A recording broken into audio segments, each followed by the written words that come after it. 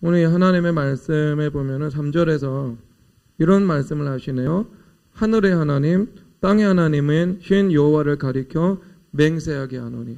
그러니까 하나님께서는 하늘의 하나님이시면서 땅의 하나님이시죠.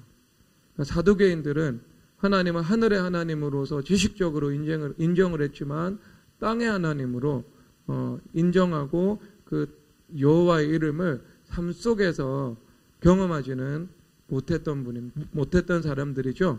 그래서 그런 사람들이 성전 시스템의 리더십을 책임지고 있었고, 그리고 그 결과 열매 맺지 못하는 성전이 되어서 주님께서 저주하시고 그 잎이 다 마르게 되는, 기능하지 못하는 성전이 되었습니다. 그리고 그 예수님의 말씀은 예수님 돌아가시고 난 다음 부활담 40년이 지난 이후에 AD 70년 로마의 티투스 장군에 의해서 실제 예루살렘이 함락당하고 100만 명 정도의 유대인들이 학살을 예루살렘에서 당했습니다. 이건 역사의 기록이죠.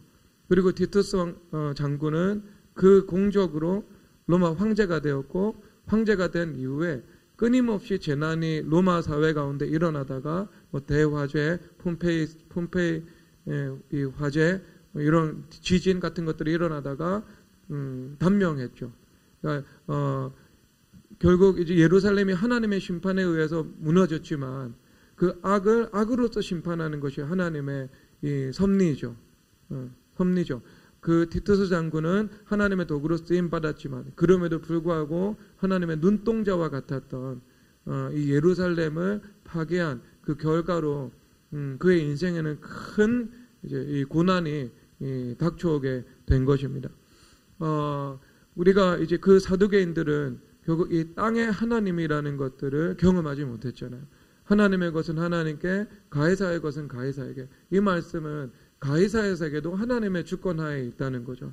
주님께서 로마서 13장에서 내가 권위를 세우시고 그 권위를 통해서 주님께서 일하신다. 분명히 말씀하고 있죠. 그들은 하나님의 사역자라고.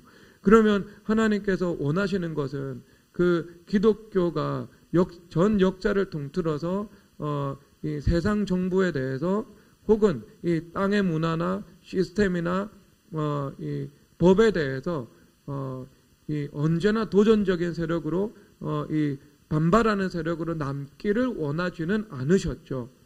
그것은 역사 속에서 간혹 있었습니다. 늘 있지는 않았어요. 로마는 영적으로 전복이 되었고, 그 다음에 영국에서는 명예혁명이라는 수단을 통해서 의회 민주주의와 시장 경제가 총교도들의 혁명에 의해서 확립되었죠. 그러니까 역사들 가운데서 그러니까 아주 이제 없지는 않았지만 늘 우리가 그런 혁명가적인 태도로 살아가는 것은 주님께서 원하시는 뜻이 아니죠. 왜냐하면 하나님께서 그렇게 살아가면 이 땅에서 복을 받지 못하거든요. 학살을 당할 수도 있고 또 이 시기상조인데 때가 맞지 않게 내가 뭔가 봉기를 하고 거기를 해서 그냥 대학살을 떼죽음을 당할 수도 있는 거죠. 주님께서 너무나도 인간의 속성을 잘 아시고 그랬기 때문에 주님께서 너희들 권위 안에 순종하고, 그리고 땅의 이 가이사의 세계 안에서, 즉 법이 있고 권위가 있고 질서가 있고 문화가 있고 어떤 정황이 있는 그 상황 속에서 하나님의 말씀을 구현하라는 거죠. 그래서 하나님의 나라는 하늘에서 이루어진 것 같이 땅에서 이루어지는 거죠. 그렇죠. 땅의 성전이 있는 것은 땅이라는 현실 세계 속의 성전을 통해서 하나님의 영광과 통치가 나타나야 하고 그것을 경험해야 된다라는 것을 말씀하는 겁니다. 그것이 만군의 여호와의 이름을 구약에서는 아는 것이요, 그리고 신약에서는 말씀이 육신이 되어 오신 예수 그리스도의 이름을 아는 거예요. 하나님은 어디의 하나님이시라고요? 하늘의 하나님이시면서 땅의 하나님인 거예요. 우리가 땅에서 하나님의 말씀의 통치가 구현되는 것들을 경험해야 돼요. 그런데 그 땅의 하나님을 부정하는 사두개인들이 성전 헤게모니를 가지고 운영을 하고 있으니까 예수님께서 어떻게 복을 주실 수가 있겠습니까? 여러분, 하늘의 하나님이시면서 땅의 하나님이에요.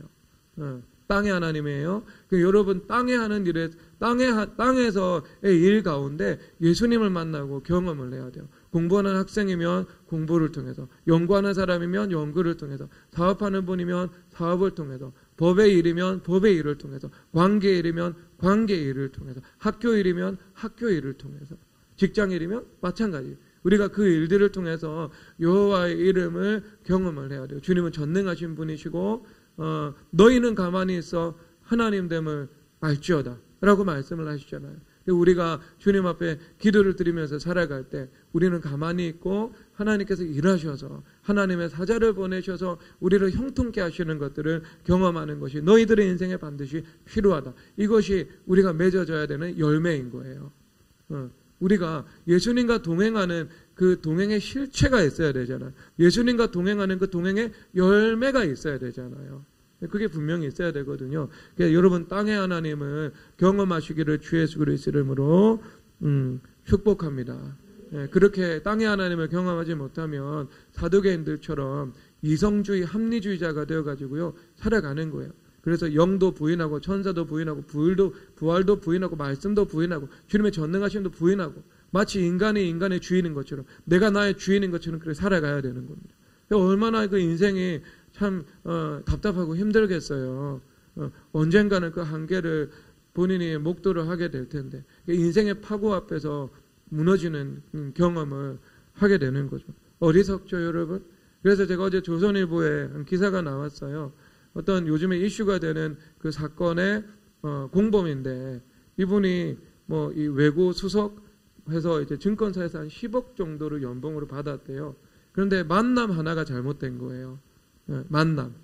이 만남 하나가 잘못돼서 이 죄와 주식판에 이 불법과 합법을 넘나들면서 이제 불법을 행하는 이 라임이라고 하죠. 그분을 잘못 만나서 이제 어떤 그 사건에 가담이 됐죠. 징역 10년을 선고를 받았다 그러더라고요. 그런데 그분이 이제 말씀을 하기를 거기서 이제 회개를 하고 있나 봐요. 예수님하고는 관계는 없는데 이게 의미심장한 말인데요. 내가 세상이 내 발 아래로 보이던 순간 그때부터 무너지기 시작했다고.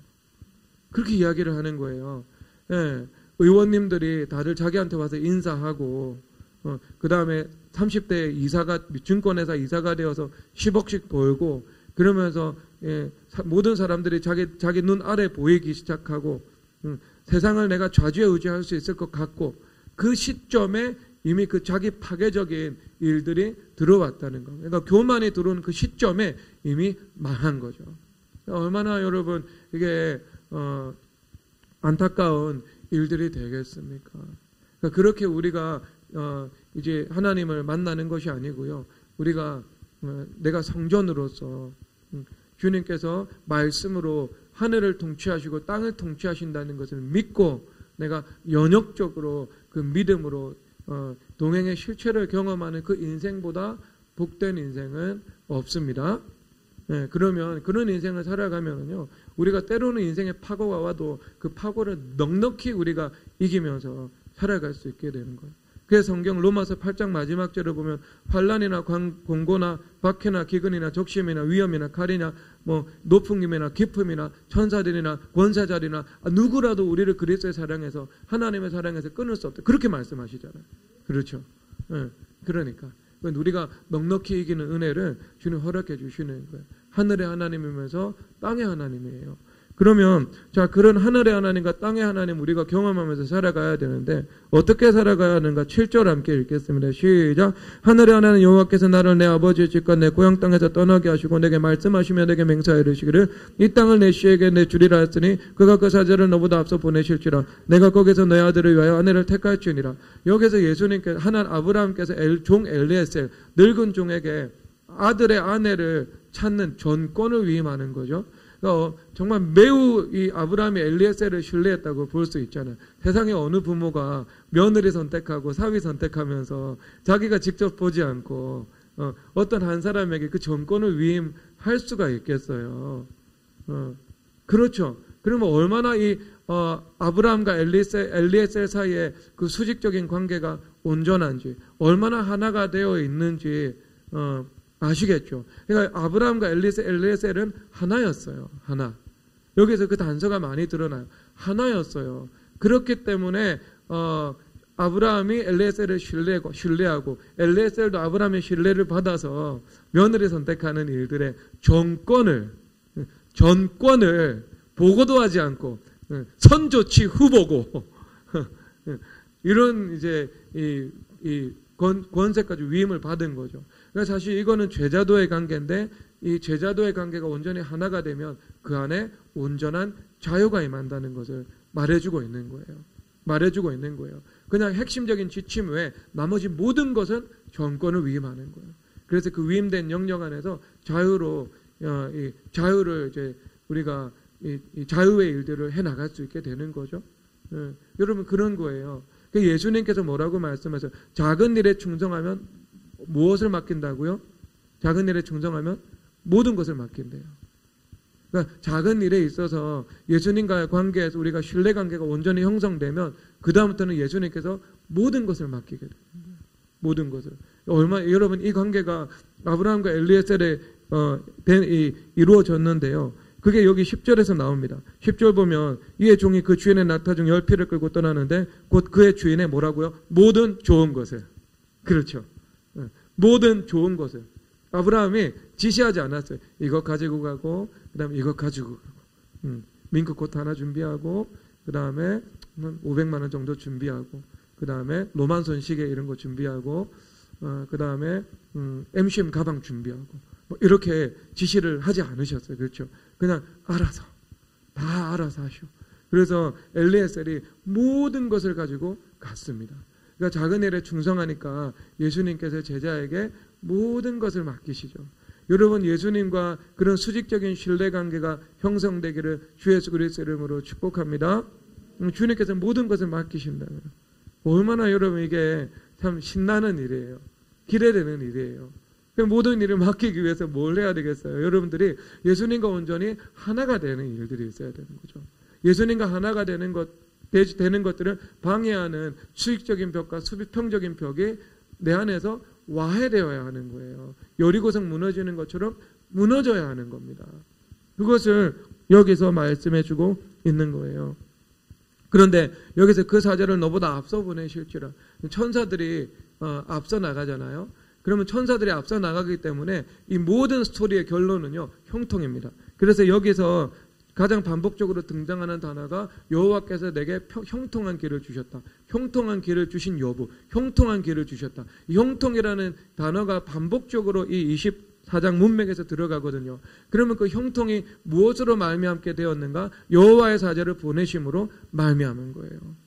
그러면 천사들이 먼저 가면 그 다음에 뭐가 온다고요? 형통함이 따라오는 거예요. 천사들은 어떻게 먼저 가겠어요, 여러분? 천사들은 누구의 말을 들어요? 말씀하시는 분의 음성을 듣잖아요. 그래서 시편 103편에서 여호와의 이 능력의 말씀을 듣고 그리고 그 말씀을 행하는 천사들은 여호와를 송축하라. 이런 맥락의 말씀이 있어요. 그러니까 천사들은 여호와의 능력의 말씀을 듣습니다. 그리고 그 말씀을 행합니다. 그리고 여호와를 송축하는 존재죠. 그러면 그 천사들은 누구의 말을 듣냐 하면 우리가 성전이잖아요. 그러면 성전 안에 계신 예수 그리스도의 말씀을 듣는 거예요. 우리 안에 예수님이 계시니까, 연합되어 있으니까. 그러면 우리가 만민이 기도하는 집으로 주님 앞에 기도를 드리면 우리 안에 계신 예수님께서 말씀하시는 거예요. 그래서 천사들이 가서 일하고 그리고 그 결과로 형통함이 나타나는 겁니다. 그래서 우리가 언제나 형통한 인생을 살기 위해서는요, 하나님의 사자가 먼저 가야 되고, 하나님의 사자가 먼저 가는 것은 기도가 먼저 가는 것을 말씀하고 있는 겁니다.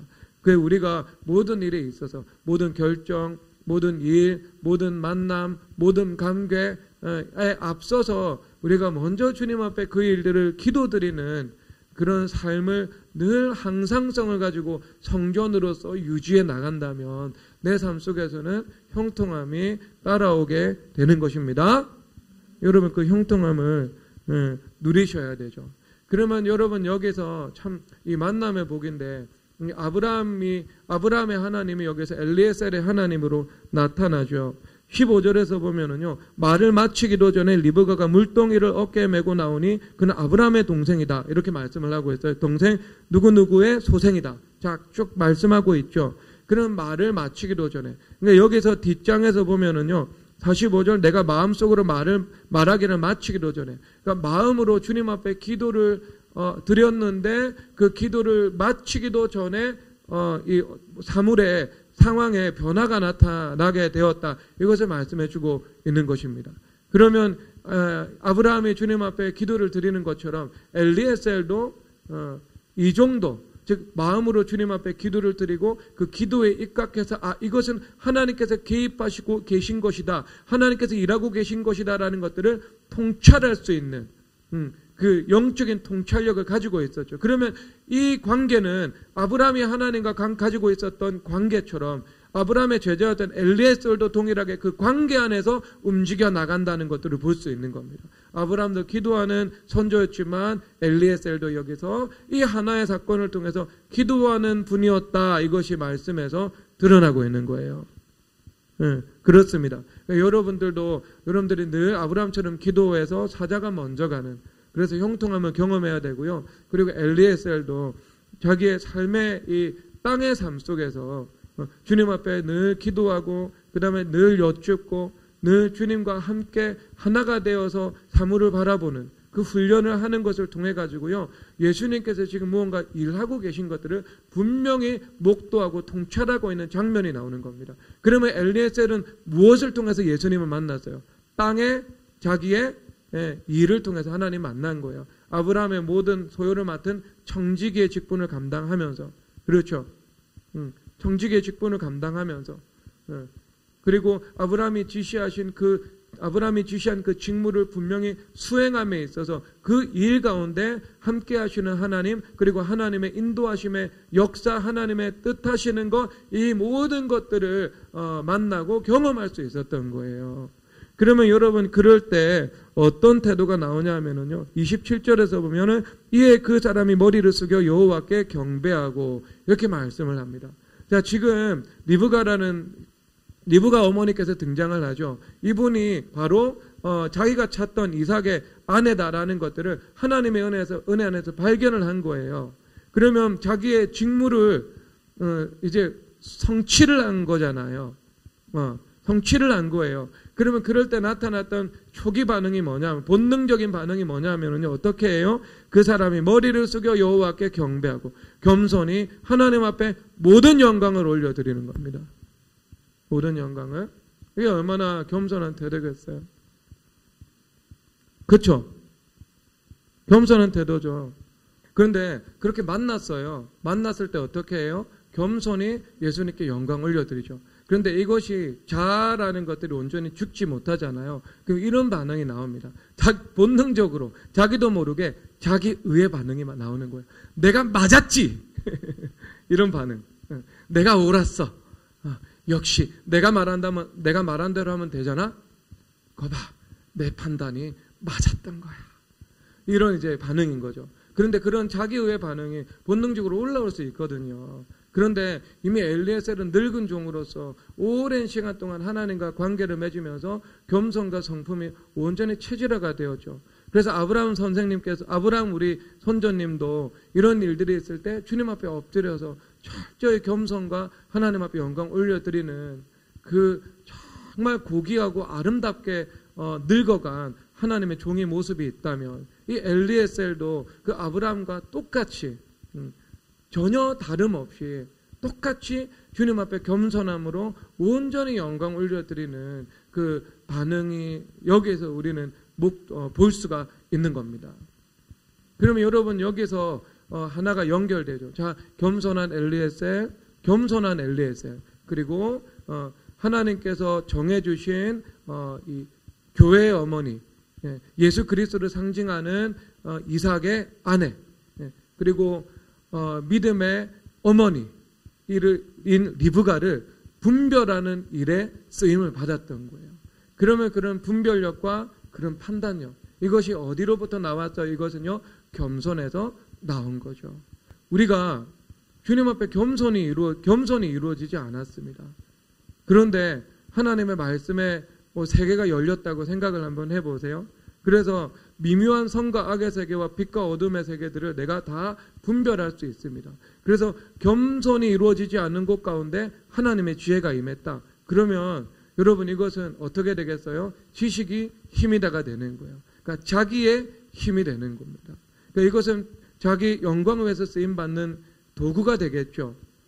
네. 그리고 이 바리새인들이 성경 전체를 암송했지만 예수 그리스도를 십자가에 못 박고 교회를 핍박한 것처럼 그 지식이 그 사람을 괴물로 만들어 놓을 겁니다. 그래서 성경에서 지식은 교만을 일으킨다, 이렇게 말씀을 하고 있는 거예요. 그러면 그 지식이라는 것들은 그 지식이라는 범주 안에 하나님의 지혜와 분별력과 온전한 판단력, 이런 것들이 나타나는데, 이것이 우리가 하나님 앞에서 온전한 겸손이 선행되지 않는다면 어찌 하나님께서 그것을 우리에게 허락해 주시겠습니까?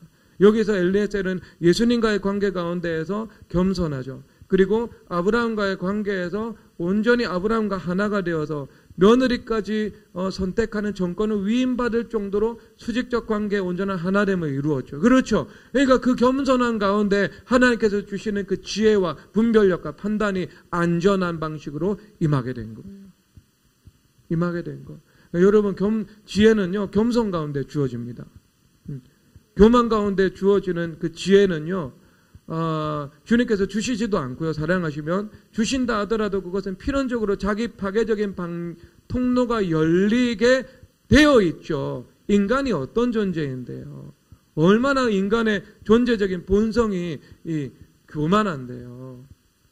자아가 그렇게 쉽게 와해를 경험하는 것이 아니거든요.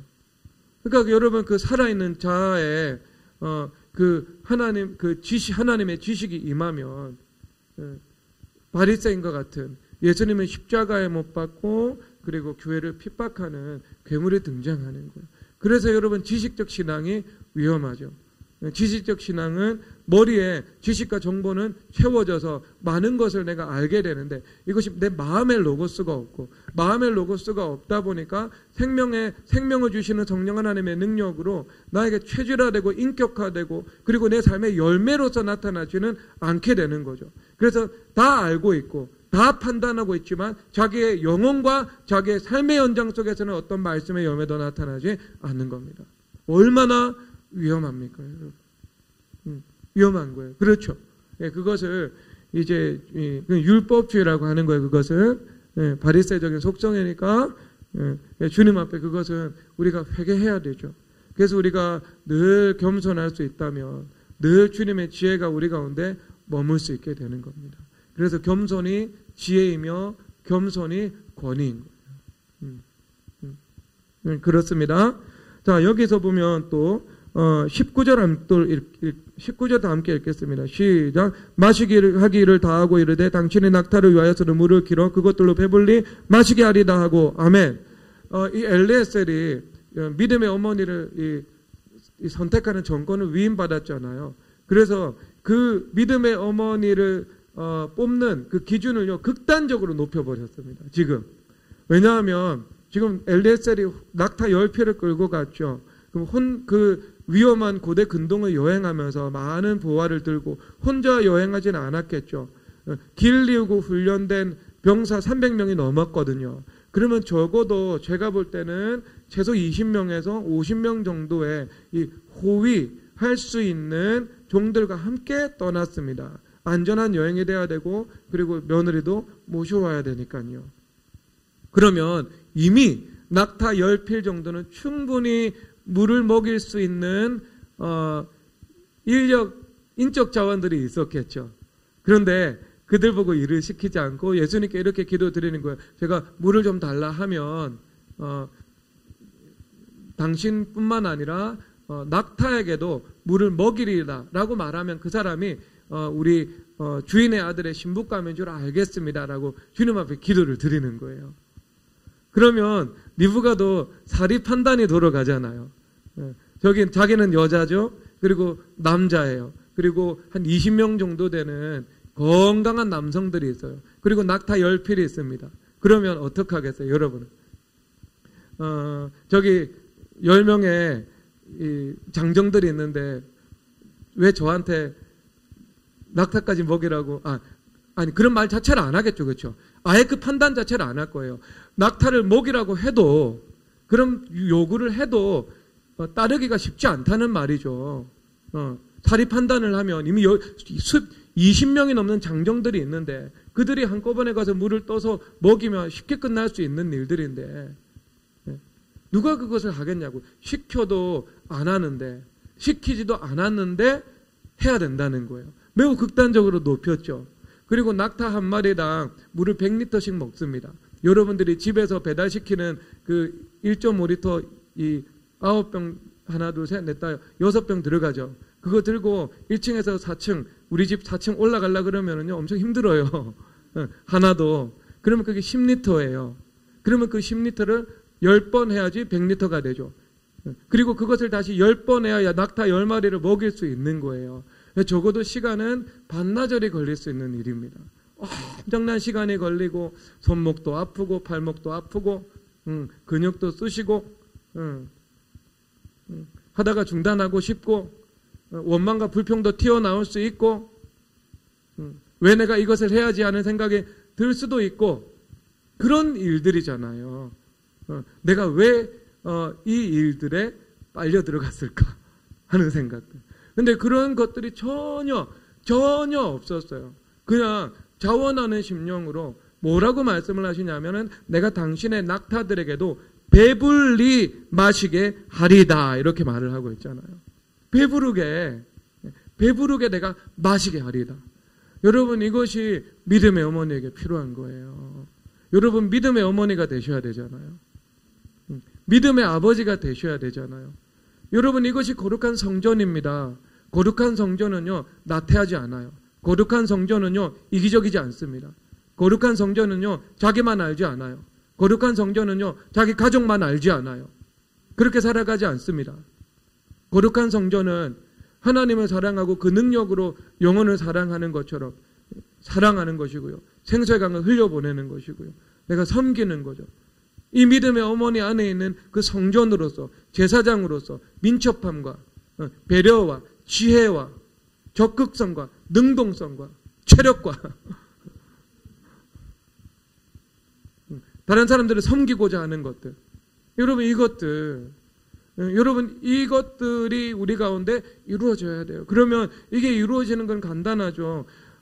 정말 예수님과 하나가 되면 되잖아요. 예수님과 하나가 되면 예수님과 함께 보조를 맞추어서 예수님과 함께 그 일들을 성령 하나님을 따라서 행하게 되는 거잖아요. 그런데 그 일들을 막는 하나님과 수직적 관계와 사람과의 수평적 관계를 막는 그 장벽들을 내가 하나씩 제거해 나가고 그것을 뽑아 나간다 보면 이것은 내 안에서 하나님께서 주신 내 은사와 재능과 성품에 따라 주님께서 얼마든지 나도 그와 같이 사용하실 수 있는 부분인 거예요.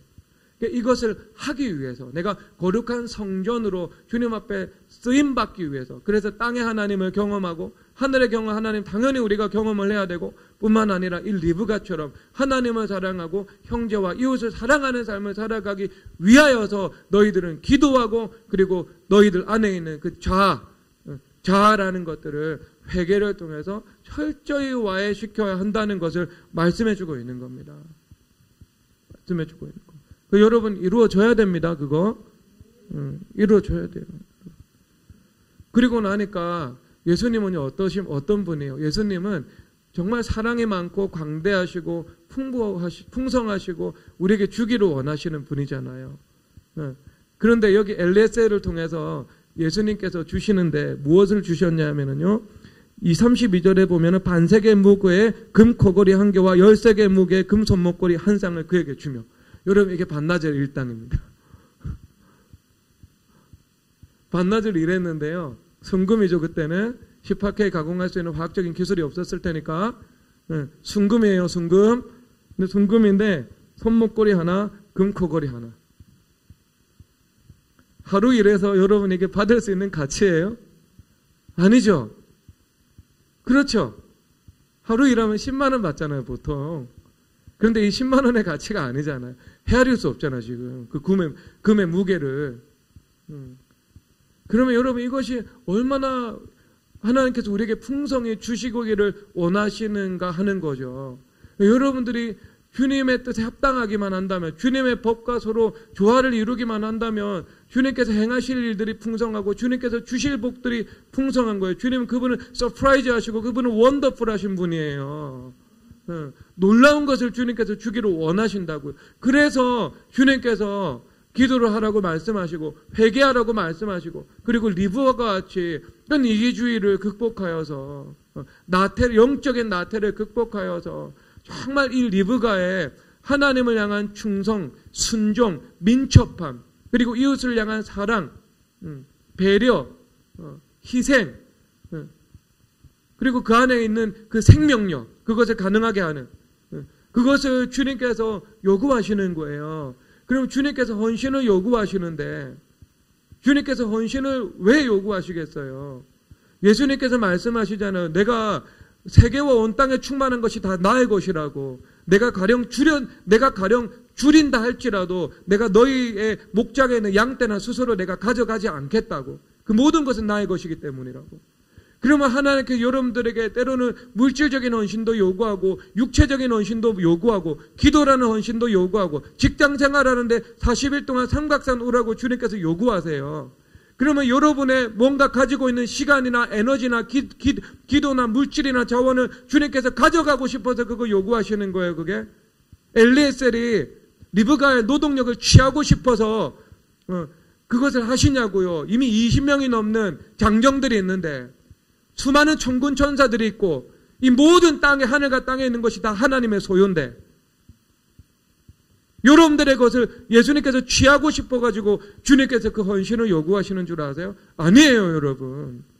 예수님께서는요 여러분들에게 더 주시고 싶어 하시기 때문에 요구하시는 거예요. 예수님께서는 그 십자가와 부활이라는 법리로 이 만물을 통치하시기 때문인 거예요. 죽어야 살잖아요. 죽어야 살잖아요. 드려야 주님 앞에 받을 수 있는 거예요. 받기 위해서 드리는 것은 아니지만 우리가 주님 앞에 드릴 때 주님께서 이 창조의 말씀의 원리에 입각해서 씨와 열매라는 원리에 입각해서 하나님께서 그것을 받으시고 영광 받으신 다음 관대하시고 사랑하시고 풍성하시고 주기를 원하시는 자비하시고 사랑이 풍성하신 주님의 성품에 입각해서 주님께서 허락하시는 거예요. 그러니까 여러분 아브라함이 독자도 아끼지 아니하였은즉 그 말씀이 거기서 나오는 거예요. 여러분 예수님께 인생에 승부수를 걸어야 돼요. 교회에 내 인생을 던져야 돼요. 그렇게 하시면은요 예수님께서 여러분들의 인생을요 책임지십니다. 여러분들이 주님 앞에 드린 것은요 그냥 반나절 주님 앞에 낙타 10필 물 먹이는 그 헌신한 거예요. 자신을 드린 게. 그런데 주님께서 주시는 것은요 금 코걸이 1개와 금 손목걸이 1개를 주님께서 주신다고요. 주님께서 주시는 것은 얼마나 여러분 그것이 복된 일이에요. 그렇죠? 그러면 여러분 40일 삼각산 가는 분들 주님 앞에 자기 의를 내세울 게 없겠죠. 주님 제가 드립니다. 아니죠, 여러분. 그거에서 내가 드리는 것이 아니고요. 그거에서 내가 주님 앞에 받는 것이죠. 주님 앞에 모든 것이 다 그렇습니다. 제자됨 10일, 교회됨 40일, 내가 주님 이렇게 막대한 시간을 주님 앞에 드립니다. 드리는 거 맞는데요. 그게 내가 받는 거예요, 사실상 주님 앞에. 계산 안 된다고요, 그게. 그런 식으로 계산하면. 그렇죠? 그렇게 됩니다. 자, 그리고 나서 여기서 보면은요, 참 이렇게 재미있는 장면이 나오는데, 소녀는, 이 리브가는요, 영안이 열려 있었어요. 그 영안으로 정말 이 사람들을 섬기려고 하잖아요. 여기서 리브가는 목마른 낙타를 봐요. 그리고 그 낙타에게 물을 줘야 되겠다는 것을 헤아려요. 그런데 라반, 같은 이 배에서 나왔는데 라반께서는 어떻게 지금 하냐면은요, 29절 한번 보세요. 라반이라 그가 우물르고 달려가 그 사람에게 이르러 그의 누이의 코골이와 그 손의 손목걸이를 보고 그 다음에 이렇게 이야기를 하고 있죠. 성경에서 이렇게 말씀하시는 거예요. 보고 무엇을 봤다고요? 누이의 손목걸이와 그 손의 코걸이와 그 손의 손목걸이를 보고 그리고 그 다음에 뭐가 하냐면 32절에서 이게 성경의 묘사가 참 이렇게 유머러스한 면이 있어요. 그 사람이 그 집으로 들어가면 라반이 낙타의 짐을 뿌리고 집과 자료를 낙타에게 주고 그 사람의 밭과 그의 동행자들의 발 씻을 물을 주고 엄청나게 기민하게 행동을 해요.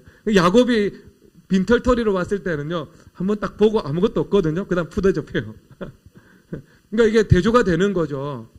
같은 내러티브 구조 안에 있으니까요. 그러니까 이게 라반의 인격이죠. 라반은 영안으로 사람을 보지 않고 육안으로 사람을 보는 거예요. 사람이 이용 가치로 보고, 그 다음에 사람은 뭘로 보여? 돈으로 보는 거예요.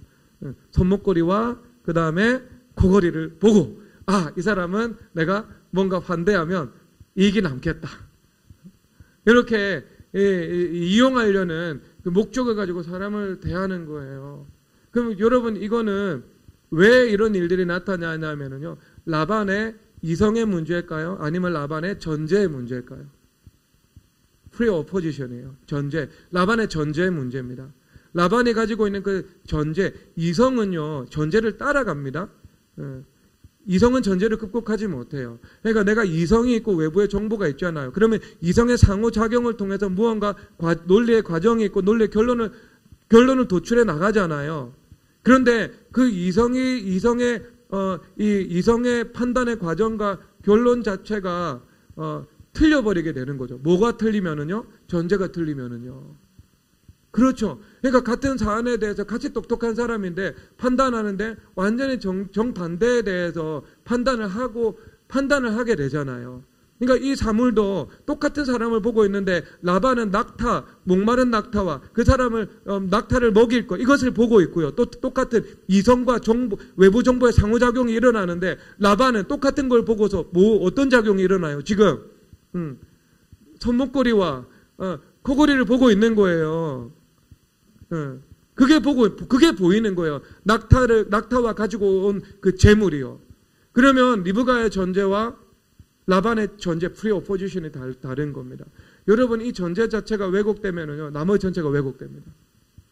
그러니까 서기관과 바리새인들, 그 다음에 사두개인들이 있죠. 예수님하고 많은 경론을 하게 되잖아요. 그러면 좀 이해할 수가 없잖아요. 예수님께서 하신 말씀, 신이 땅 가운데 오셔서 직접 말씀을 전해요. 예.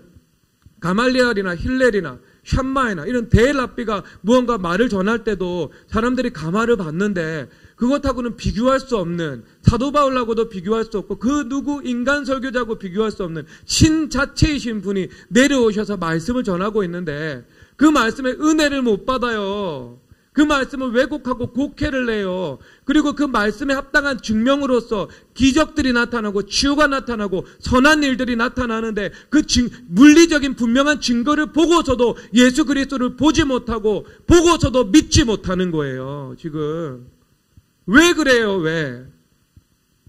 뭐가 잘못된 거예요? 이게 전제가 잘못된 거예요. 전제가 왜곡되어 있으니까 예수님과 대화를 주고받고 예수님이 하시는 일을 봄에도 불구하고 그가 주요 그리스도 살아계신 하나님이신지 믿지도 못하고 깨닫지도 못하고 있는 거네요. 지금 계속 예수님의 말씀은 왜곡하고 곡해할 뿐인 겁니다. 여러분, 전제예요. 전제. 그래서 여러분, 왜곡이나 거짓이라는 그 프레임은요, 우리 가운데 선악과적인 프레임이거든요. 원수마귀들이 원래 거짓말하는 존재로 이 거짓말하는 존재잖아요. 그래서 왜곡이라는 것들을 가지고 왔거든요. 그래서 그 왜곡된 프레임 하에서 서기관의 프레임이 짜여지고요. 그 다음에 바리새인들의 프레임이 짜여진 것 아니에요. 여러분들은 그런 존재가 아니죠. 예루살렘은 잘 짜여진 성읍과 같도다. 잘 짜여진 성읍과 같도다. 여러분, 성읍은 잘 짜여진 성읍이 돼야 되죠. 무엇으로요? 다윗이 하나님의 말씀 받아서 성전 설계도를 솔로몬에게 물려주었잖아요. 그러면 하나님의 말씀으로 내가 잘 짜여져야 되는 거 아니겠어요? 그게 나의 전제가 되어야죠. 그리고 그것에 입각해서 내가 이성으로 판단하고 결론을 내릴 때 거기에 하나님의 지혜가 임하는 거예요. 그러면 전제 자체가 틀렸다면 내가 하나님의 말씀하고 대화를 하지 못하고 죄하고 대화를 하고 있네요. 지금 그 전제를 회개해야 되죠. 그렇죠. 데카르트의 전제, 마르크스의 전제, 사두개인의 전제, 그 다음에 바리새인의 전제, 원수마귀의 거짓, 이 모든 것은 사실상 거짓과 왜곡이라는 이 거짓과 왜곡으로 짜여진 거죠. 진리 아니니까요. 여러분, 그 안에 함몰되었으면은요, 내가 죄와 계속 대화를 하는 상태가 머물러집니다. 그러면 여기는 어떤 설득과 논리와 반론과 감화도요, 그것을 이 생각을 바꿀 수가 없어요. 그 생각을 못 바꾼다니까요. 왜냐하면 서기관과 바리새인이 예수님하고 대화하면서도 그가 계속 죄하고 대화를 계속하고 있잖아요. 왜냐하면 그들의 전제 때문에요. 전제. 그러면 내가 그 왜곡과 거짓이라는 전제가 내 안에 이미 형성되어 있다. 그러면 그 전제 안에서는요, 내가 이성으로 아무리 설득하고 반박하고 논리적으로 어떤 논리적이고 합당한 그런 이 반론이 제기가 되고 그렇다고 해서 그것에 굴복되지 않아요. 그것은 끊임없이 일어납니다. 내 안에서. 말의 꼬리를 잡고 말의 왜곡에 왜곡을 거듭하고 상황을 곡해하면서요. 그렇게 된다니까요. 그러면 여러분 그것을 탈출하는 길은 간단해요. 그냥 여리고성 무너뜨리는 것처럼 주님 앞에 절규하면서 무너뜨려야 됩니다. 세 가지 방법이 있어요. 사도 바울처럼 다메섹의 회심을 경험하던가, 아니면 엄청난 전제가 와야 되는 고난을 받던가, 아니면은요 정말 목숨 걸고 부르짖어 기도하면 됩니다. 그러면 여리고성 무너지는 것처럼 나의 전제가 이 율법주의적이고 인본주의적인 이 거짓 전제가 무너지게 돼요. 그렇게 되는 겁니다. 그렇게 되는 거. 그렇게 돼야 되겠죠, 여러분. 전제가 무너져야 됩니다. 거짓과 왜곡은요, 내가 가지고 있는 전제예요. 그러면 그 다음에 이성적인 모든 이 프로세스는요, 그건 바이러스에 감염된 거예요. 온전하지 못합니다. 과정도 결론도요. 이거 말꼬리 잡네? 이거 정말 왜곡이 심하네? 이거 정말 곡해하고 있는 상황을? 이스라엘 백성이 노예라는 전제가 있었잖아요.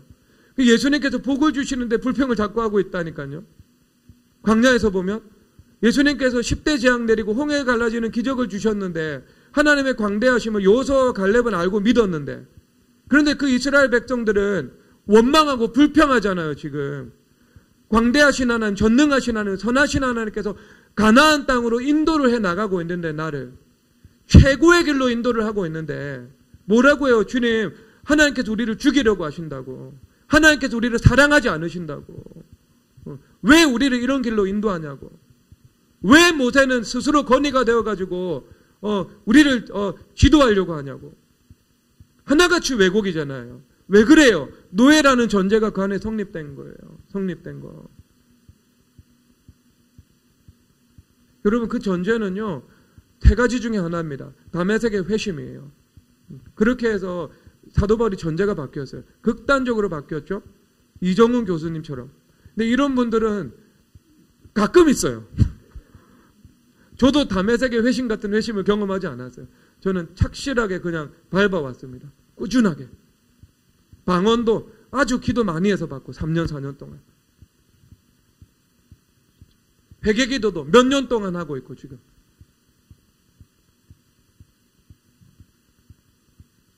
특별한 은혜죠. 이거는 스데반의 죽음을 통해서 나타난 은혜입니다.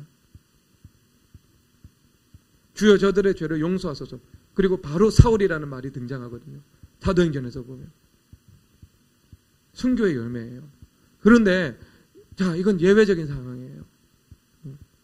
그러면 여러분, 둘 중에 하나입니다. 전제가 무너지는 것은 압도적인 가공할 만한 고난을 내가 엎친 데 덮친 격으로 받거나, 그러면은요, 아무리 완강한 전제라도요, 그 사람은 회개의 길이 열릴 수 있습니다. 근데 이것은 좋지 않아요. 여러분, 왜 그렇게 가겠어요?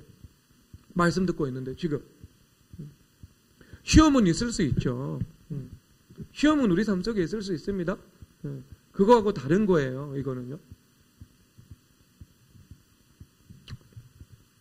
근데 여러분들이 이 부르짖어 기도를 드리잖아요. 정말 여리고성을 무너뜨리는 그 적극적이고 능정적이고 격렬하고 열정적인 그 크라이아웃의 기도를 드리잖아요. 그러면 그 기도를 통해서요, 정말 자아가 와해가 됩니다, 여러분. 반복하고 또 반복하면은요, 원수 마귀들이요, 가루가 되어서 물러가게 되는 거예요. 그러면 여러분, 그렇게 해야 되겠죠. 리브가 어머니께서 얼마나 적극적이고 진취적이에요. 얼마나 하나님 나라에 적극적으로 침례에 들어가요. 얼마나 하나님 나라에 적극적으로 침례에 들어가냐면은요, 여기 한번 보세요. 58절. 58절. 리브가를 불러 그에게 이르되 내가 이 사람과 함께 가려느냐? 그가 대답하되 가겠나이다. 리브가의 어머니께서는 열흘만 시간을 달라 그랬습니다. 그런데 리브가 선조님께서는 가겠나이다 이렇게 말을 했습니다. 근데 여러분 이것은 무정한 것 아니에요. 이것은 우리가 신학적인 맥락에서 봐야 됩니다. 아브라함이 이삭 선배님께 아브라함께서 엘리메셀 종에게 내 아들을 그 땅으로 들이지는 마라. 하지만 그 아내가 될 사람을 이 가나안 땅으로 들이라. 이렇게 이야기를 하고 있습니다. 그러면 이것이 수평적인 관계 가운데 연합이 어떻게 이루어지냐면은 세상 중심, 자기 중심으로 이루어지는 게 아니에요. 그래서 가나안 땅을 떠나서 메소포타미아에서 하나됨이 이루어지는 것은 자기 중심이죠. 아나니아와 삽비라가 되는 거예요. 그렇죠. 그런데 그렇게 하면 안 된다고 말씀을 하셨죠. 안 된다고. 그렇죠. 예수님 중심이 이루어야 돼요. 그리고 그 반대편에서 예수님 중심의 하나됨을 이루는 것. 아내가 이삭에게로 와서 하나가 되는 겁니다. 가나안 땅에서 예수님 중심이 이루어지는 거죠. 여러분 이것은 매우 중요합니다. 예를 들어서 교회 안에서 두 사람의 갈등이 있다. 그러면 제가 가장 편하게 리더십을 확보하는 방법은 A와 B의 각각의 입장을 들어주고 동의하는 겁니다. 그러면은요, 이분은 목사님은 내 입장이고 내 편이다. 그래서 우리 좋은 목사님 하면서 따르겠죠. 그리고 이 B도 따르겠죠. 그러면 결국 담임 목사의 리더십은 강해지죠.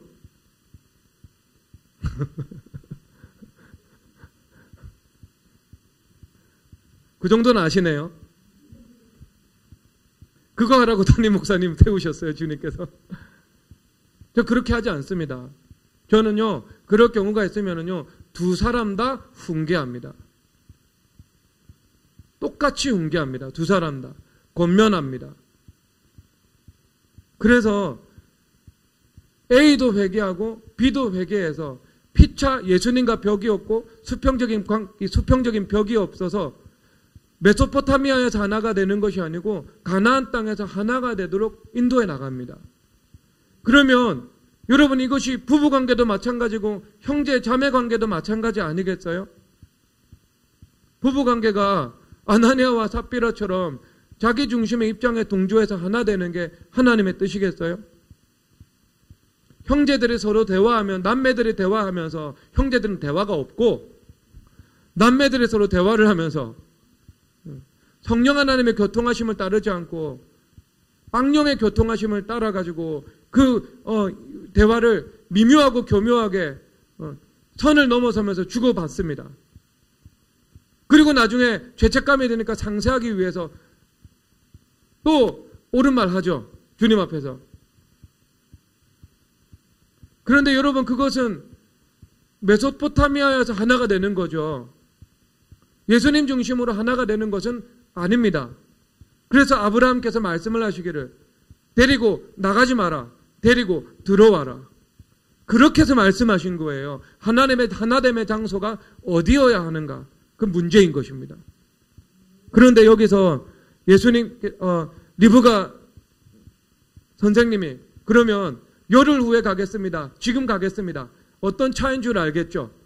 열흘 후에 가겠습니다. 10일 있다가 회개하겠습니다. 그 10일 안에 무슨 일이 벌어질지 어떻게 알아요? 빨리 회개하는 게 복이에요. 즉각적으로 순종하는 게 복이라니까요. 그래서 리브가 선조님께서는요, 여기서 뭐라고 해요? 가겠나이다 하는 거예요. 가겠나이다. 즉각적인 순종과 즉각적인 결단과 즉각적인 기도와 회개의 준행함의 요구의 반응입니다. 왜? 가나안으로 오는 거니까요. 여러분 그 하나님의 은혜가 임하시기를 주 예수 그리스도의 이름으로 축복합니다. 찬양하도록 하겠습니다.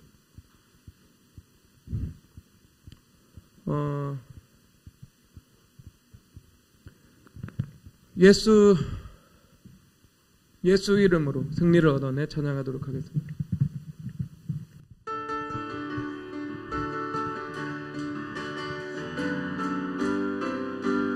예수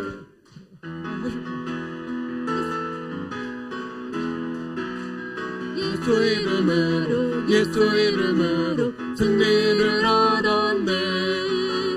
예수 이름으로 예수 이름으로 승리를 얻었네. 예수 이름으로 나아갈 때 우리 앞에 누가 서리요. 예수 이름으로 나아갈 때 승리를 얻었네. 예수 이름으로 예수 이름으로 마귀는 쫓긴다. 예수 이름으로 예수 이름으로 마귀는 쫓긴다. 예수 이름으로 나아갈 때 누가 나를 괴롭히리요. 예수 이름으로 나아갈 때 마귀는 쫓긴다. 예수 이름으로 예수 이름으로 승리를 얻었네. 승리를 얻었네. 예수 이름으로 예수 이름으로 승리를 얻었네. 예수 이름으로 나아갈 때 우리 앞에 누가 서리요. 예수 이름으로 나아갈 때 승리를 얻었네. 마귀는 쫓긴다. 예수 이름으로 예수 이름으로 마귀는 쫓긴다. 예수 이름으로 예수 이름으로 마귀는 쫓긴다. 예수 이름으로 나아갈 때 누가 나를 괴롭히리요. 예수 이름으로 나아갈 때 마귀는 쫓긴다. 예수 이름으로 승리를 예수 이름으로 예수 이름으로 승리를 얻었네. 예수 이름으로 예수 이름으로 승리를 얻었네. 예수 이름으로 나아갈 때 우리 앞에 누가 서리요. 예수 이름으로 나아갈 때 승리를 마귀는 쫓긴다. 할렐루야. 예수 이름으로 예수 이름으로 마귀는 쫓긴다. 예수 이름으로 예수 이름으로 마귀는 쫓긴다. 예수 이름으로 나아갈 때 누가 나를 괴롭히리요. 예수 이름으로 나아갈 때 마귀 맞아. 예수님을 따라 예수님을 따라 예수님을 따라 어디든 가리라. 예수님을 따라 예수님을 따라 어디든 가리라. 예수님을 따라 나아갈 때 밝은 태양빛이 비치고 예수님을 따라 나아갈 때 밝은 내일인데. 아멘. 주님, 우리 주여 삼창하겠습니다. 주여 삼창함으로 주님, 이 거짓과 왜곡의 자 그 프레임이 여리고성이 무너지듯 와르르 와해되게 하여 주시옵소서. 그래서 그 진리의 전제로 잘 짜여진 성읍이 되게 하여 주시옵소서. 이 시간 주여 삼창하며 기도드리겠습니다. 주여 주여 주여